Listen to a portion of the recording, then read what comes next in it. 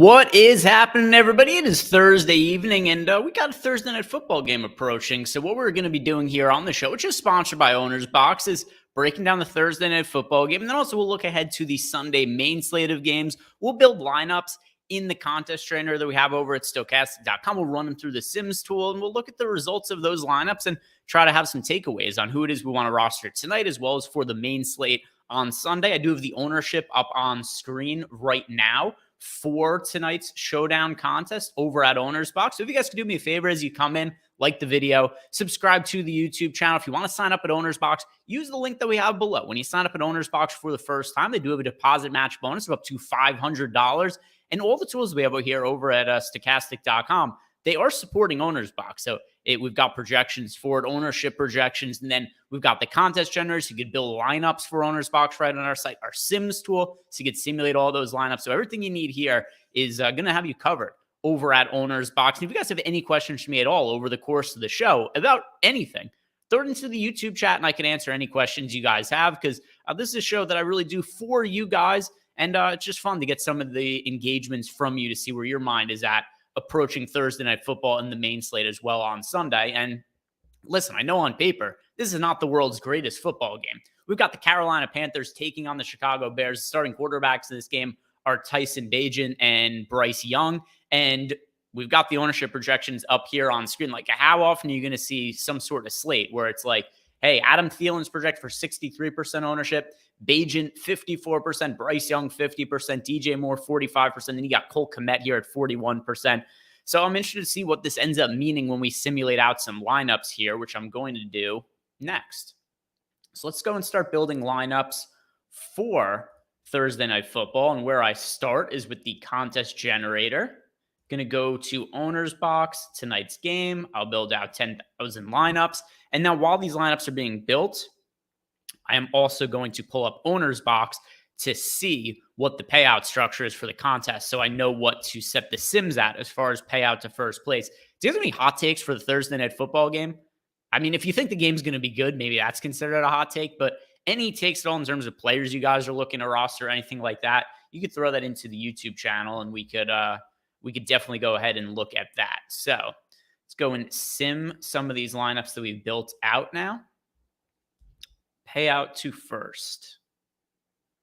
All right. So first place in tonight's contest, it is paying out $5,000. So 20% to first place out of the $25K price pool. So let's simulate this out here.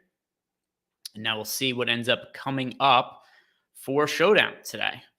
So usually only takes, if you guys saw before, running lineups through the Sims and building 10,000 lineups in the contest generator takes, 60 or so seconds. And then simming them through here takes another 60, if even that, to build these out here. So we've got everything settled. And what just happened is those lineups I built, the 10,000 of them, they just played each other 40,000 times. And now they're sorted by simulated ROI. So we get a sense for which lineups are the best to actually play tonight.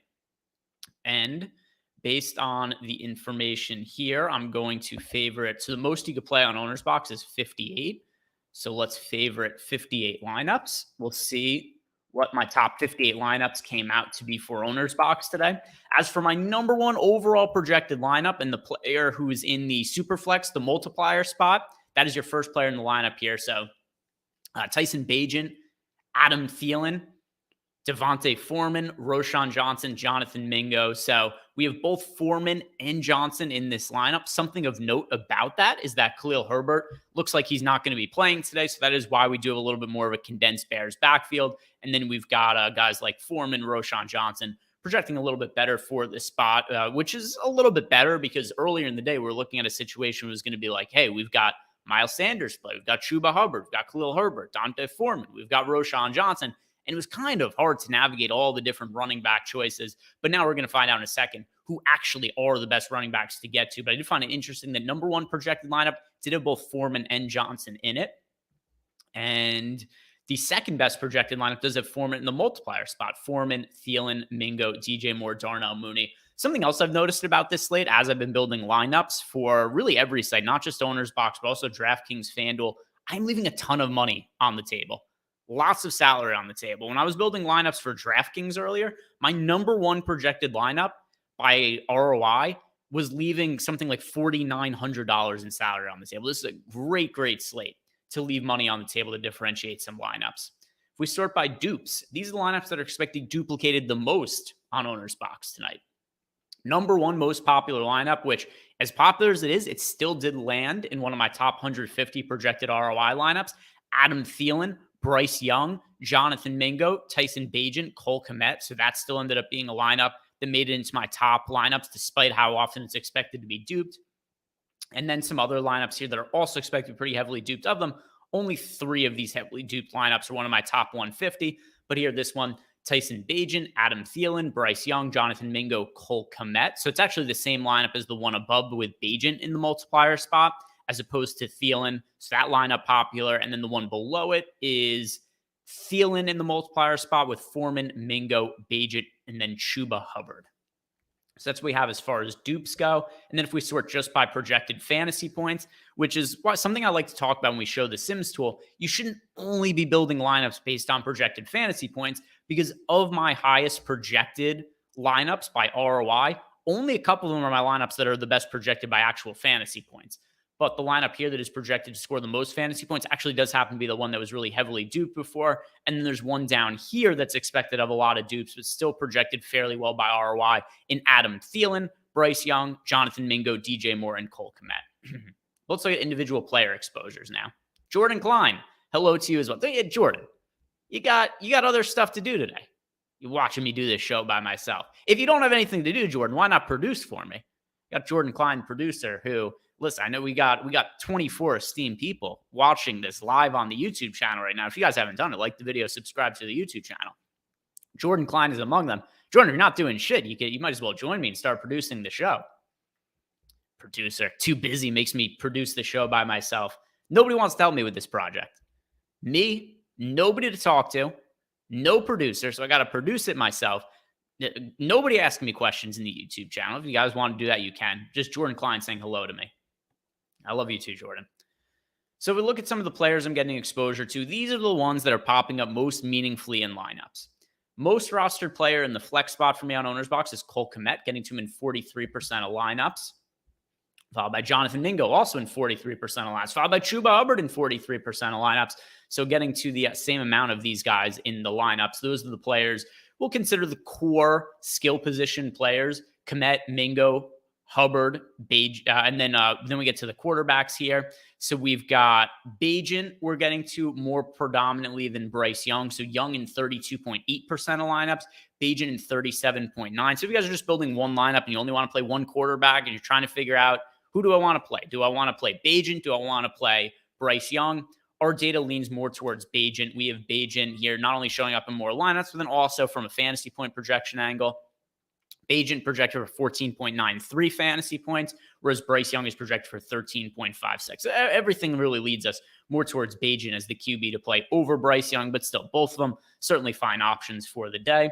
If we go ahead and look at some of the multiplier options, Adam Thielen showing up in 24% of lineups in that multiplier spot, followed by Bryce Young in 24%. So interesting. We actually do more of Bryce Young in the multiplier spot than Bagent, which that's kind of surprising. That might just be based on ownership.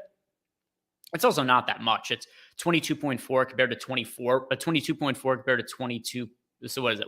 It's only one extra lineup with Young instead of Bagent. So I guess not really all that much of a difference. But in terms of order of the amount of players I'm getting in that captain, SuperFlex, multiple, whatever you want to call it, the 1.5x spot on OwnersBox, it's Adam Thielen, followed by Bryce Young, Tyson Bagent, then Dante Foreman, who was not showing up in a bunch of my lineups earlier in the day. But I think as we've gotten longer into the day and we've gotten more news that Khalil Herbert is trending towards being out, it's raised our projection on Foreman, hence why he lands in more lineups for me here. And then followed by Cole Kmet and DJ Moore. And I assume Kmet is not going to be popular in the multiplier spots. So that's going to make for some very different looking lineups if you opt to go with Kmet there. If we go ahead and look at some of the players that are bigger name players we aren't getting all that much of. Let's see. DJ Moore, still a good amount of DJ Moore. Adam Thielen overall, we still have 50% of Adam Thielen. So 50% of Adam Thielen, whereas Tyson Bagent, we have overall in 60%. So Thielen also one of our most rostered players in here. Nothing else really all that surprising. I do think Jonathan Mingo does make for, in general, a good contrarian play today. And this applies to DraftKings, FanDuel, OwnersBox. If you want to build a lineup that doesn't have Adam Thielen in it tonight, go look at Jonathan Mingo. I think he's somebody who really makes a lot of sense because in a scenario where Adam Thielen fails, what happens? I probably think it means that we end up seeing Jonathan Mingo see a bigger game, maybe gets more targets. And we did see Adam Thielen have a weak game last week and one of his worst games of the year. Shout out to Predestination Looks to Destiny, who is a fan of Jordan Klein and sending emojis in the YouTube chat. Thanks for the message. Anything else of note here? Yeah, let's look at some of the running backs now, right? So we're getting to the most of Foreman. If we're looking at the Panthers, we're getting to the most of Chuba Hubbard. So what does that mean for some Roschon Johnson? Johnson's not projected for much ownership, and he's showing up in some lineups here, 29%. Miles Sanders, 20% of lineups. So that's going to have us a little bit underweight to the field here on Miles Sanders. And then also the 15% of Foreman. So if we're ranking the running backs overall to get to here, I'm going to go Foreman 1, followed by Chuba Hubbard 2, Roschon Johnson 3, Miles Sanders 4. That's my power ranking of running backs if you guys are trying to consider what to do with the different RBs today. Nothing else that really stands out too much. There's some dart throw plays here, but nothing really all that crazy. So let's go ahead and look at the main slate then.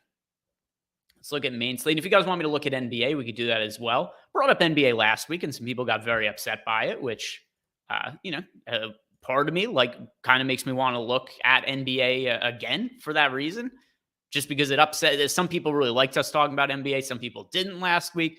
But this is also, it's not the best NBA or the NFL slates, we're being honest, is it? I mean, we got a 2-game NBA slate. Markelle Fultz is questionable in the later game, which has a massive impact on the slate. And then for the NFL, we've got, Bears, Panthers. Let's build out some lineups for the main slate here. I didn't change anything with the stack exposures. I just did our default stack build. And we'll make some lineups here. We'll see what pops up for the main slate on OwnersBox.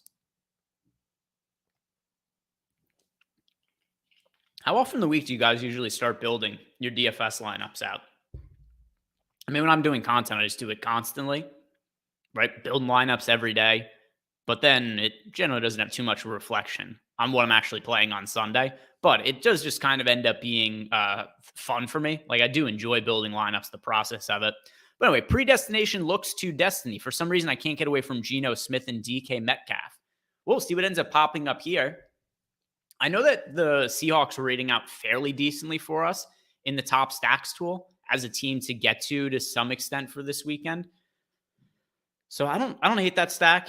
I know the teams that I was looking at that I liked the most earlier were the Bengals, the Chargers, the Lions, and the Cowboys. I think those 4 were like the core teams that our tools were recommending when I was looking at it earlier. And also, I'll look at some bets for tonight as well. I'll pull up OddsShopper on my other screen over here. So while these lineups, now they've been built, I'm going to simulate them out. And the main slate on OwnersBox, let's see, what is it paying out this weekend? $20K to first, that's 20% of the prize pool. So go 20%, sim these out. All right, what do we have for bets tonight? What is projecting best in OddsShopper today? Do you guys have any bets that you like? Here's one that, all right, here's a decent looking bet. Especially, I mean, this does correlate with some of our exposures as well. Chuba Hubbard, over 10.5 receiving yards. I do think he's going to be the guy over Miles Sanders going forward. I know the Panthers invested in Sanders as a free agent, but to this point, he has not really produced for them very much. Last week, we did see Chuba Hubbard start over Miles Sanders. I expect that to continue to be the case. Now, unfortunately, Chuba Hubbard was not massively involved in the passing game when we saw the Panthers play on Sunday, but I don't really think that's going to be a permanent thing going forward. Hubbard has been a better pass catching back than Miles Sanders this year. So I do like Hubbard at a really low prop. 10.5 is the over-under. We have the fair line for that in OddsShopper, projected minus 153. So that's a bet that I think makes sense. Mentioned that the Chuba Hubbard over 10.5 total receiving yards. Let's see if there's anything else in here. Any other bets that I'm really liking for today? There's a bunch of NHL bets.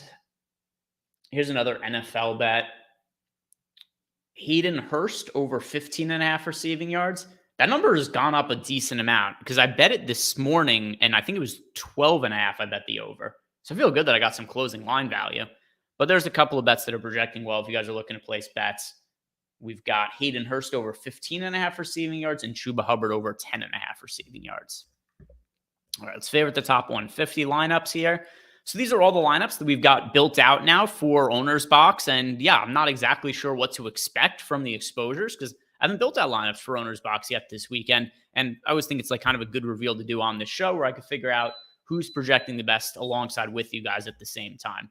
Number one projected lineup here is actually a Steelers and Cowboys stack, and it includes Kenny Pickett. His stacks with him are Najee Harris and George Pickens. Then we've got Dak Prescott, an onslaught Dak Prescott stack against the hapless New York Giants. How shitty is this team going to be the rest of the season? Daniel Jones out for the year. Tyrod Taylor not expected to play the rest of the year. And if you're the Giants at this point, you're tanking for Caleb, are you not? Like, if you're going to win very few games this year, what difference does it make if you win 3 games or if you win 5? You might as well bottom out to get the top pick in the draft. So anyway, the Cowboys are drawing on paper a really easy matchup against the Giants. And we are getting in here CeeDee Lamb, Jake Ferguson, Dak Prescott, and Tony Pollard. So super heavily stacked lineups. A triple Cowboys stack and then a double Steelers stack on the other end with Pickett, Harris, and George Pickens.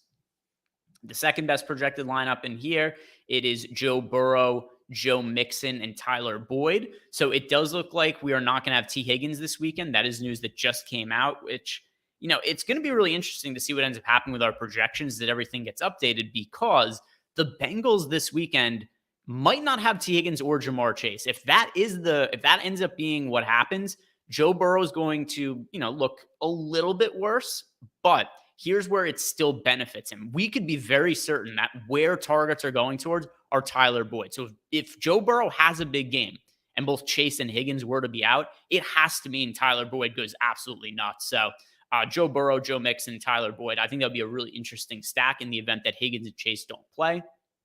And then even as is, if it's just Higgins that doesn't end up playing, I think that we could feel really good about playing Tyler Boyd, who should see an uptick in targets, should be running more routes, should be on the field more, all that. So Tyler Boyd definitely looks like a strong value option for this weekend. Let's look at the dupes. Are there any lineups that are expected to be all that heavily duped? A little bit this one. Joe Burrow, Joe Mixon, Devin Singletary, CeeDee Lamb, DeAndre Hopkins, Evan Ingram, Jake Ferguson, Trey McBride, and Dak Prescott. Let's look at, I have to favorite lineups first. No, I already did. All right, so let's look at exposures now.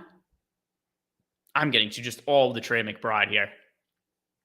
Trey McBride is popping up like crazy in the Sims. 87%. We'll go position by position, though. Starting with quarterbacks. Who are the best QBs in our data for this week? QB is only spelled with one Q. I tried to spell with 2 Qs. Didn't work there. So top quarterbacks that we're getting to, and to predestination looks to destiny. Look, I've got Geno Smith as my 4th most rostered quarterback. So one thing you guys are going to see on OwnersBox that really separates it from sites like DraftKings and FanDuel, SuperFlex. So you can play 2 quarterbacks in lineups. So that's why if you're looking at this, like, how come the quarterback exposure is over 100%? Because we got lineups with 2 quarterbacks in them.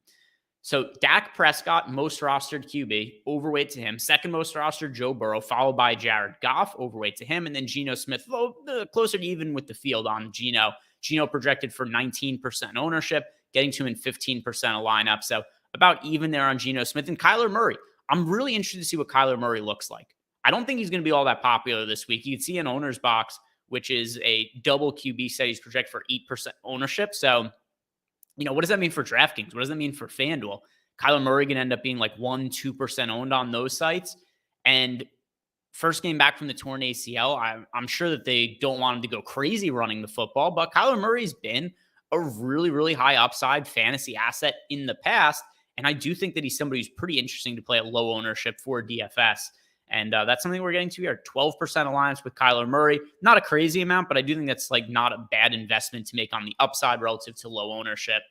Quarterbacks we are underweight to the field to.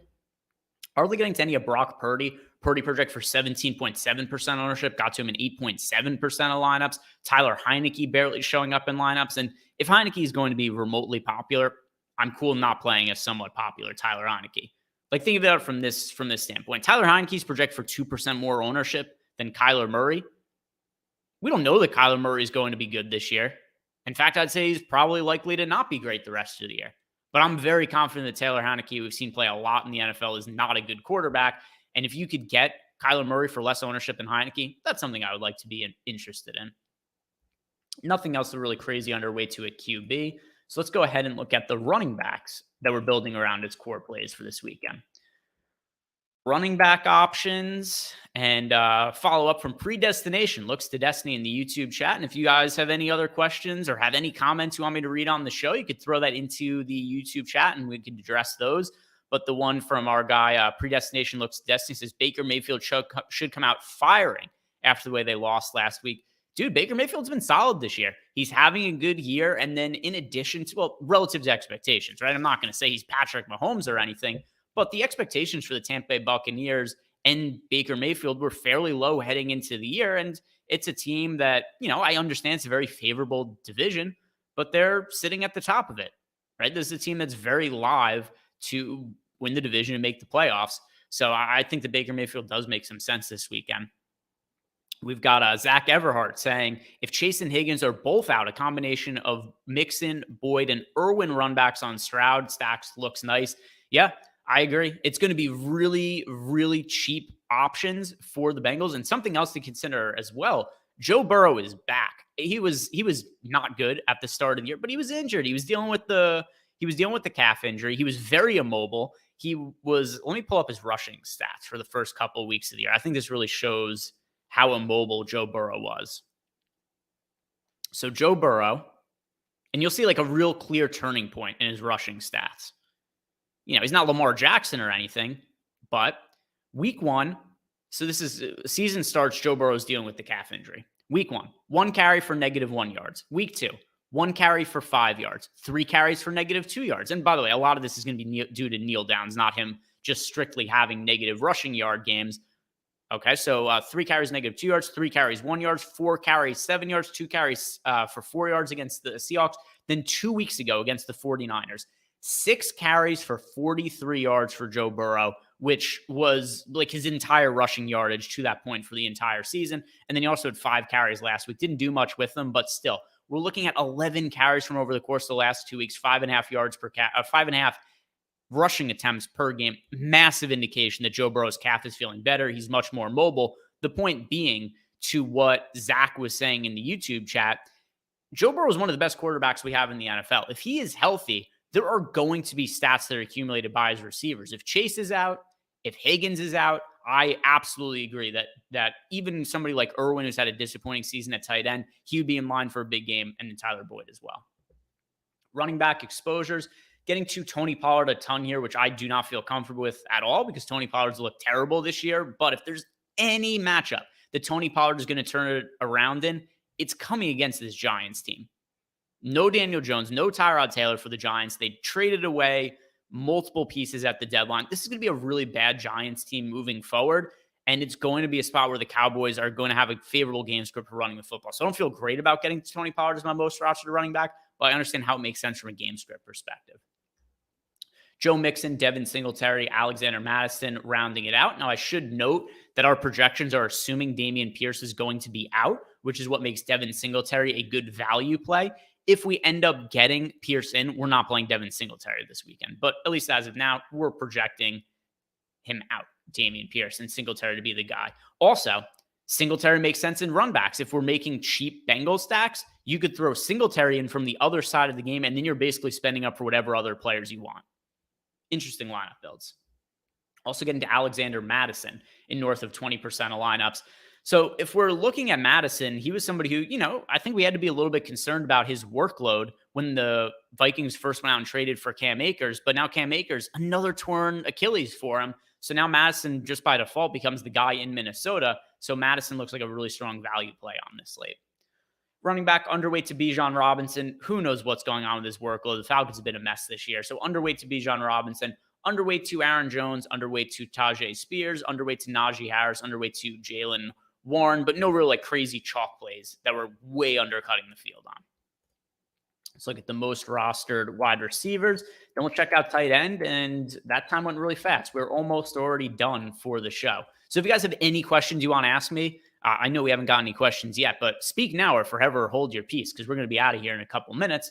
And I want to make sure I answer any questions you guys might have before we leave here. Wide receivers that I'm getting the most exposure to: Amon-Ra St. Brown, CeeDee Lamb, Jamar Chase. Those are the three core wide receivers. So if we're looking at the wide receiver and the running back exposure, here's what I'm noticing: spending up a ton at wide receiver and then a little bit cheaper in general at the running back spot. Underweight to a wide receiver. Underweight to Keenan Allen. So that's an expensive wide receiver we're not getting to. Underweight to Michael Thomas, who was absolutely terrible last week and just did nothing in the passing game, 0 receptions. Underweight to Terry McLaurin. Also underweight to Brandon Powell, who's expected to be somewhat popular here for the Vikings. Nearly 10% ownership as a value option. And I do think that Alexander Mattison is somebody who's more of a priority for me to get to on the Vikings than getting somebody like Brandon Powell, especially with the Vikings situation at QB right now with Kirk Cousins out for the year. So now we've got, in back-to-back weeks, Kirk Cousins torn Achilles as well as Cam Akers. So something going on there. I can't keep these guys' Achilles healthy. They keep snapping. Tight ends. Really tight end pool here, because we've got Trey McBride in nearly 100% of lineups, 87% exposure. Trey McBride just by far the player that I'm getting the most exposure to at the position. And then also Ferguson, Ingram, Hawkinson, Laporta, other players who round out stacks or bring backs in other stacks. Not really getting to much of tight end outside of that. Underweight to Dalton Schultz. And Dalton Schultz is my next most rostered tight end at 3.3%. So looks like if I was uploading lineups for OwnersBox right now, I would only really be playing these 5 tight ends.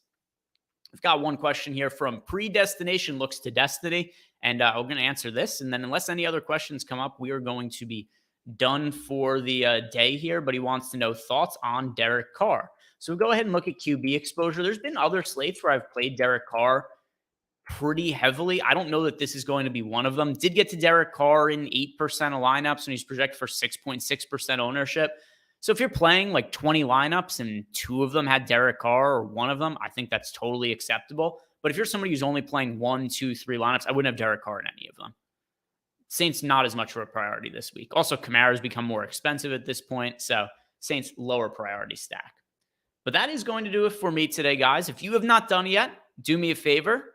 Like the video, subscribe to the YouTube channel. Shout out to Predestination Looks to Destiny. Said thank you, Greg, in the YouTube chat. And yeah, guys, we do this every week, 4:30 p.m. Eastern time. Look at the Thursday night football game, build out lineups for football, and then any other questions you guys have, I answer those along the way. So thank you very much for watching. Good luck. Do what you can to enjoy the game tonight, Panthers, Bears. But if we're putting money on it, we're playing showdown contests and whatnot, there's money to be won. We could still have some fun. So enjoy the game tonight, guys, and I'll see you back here next week.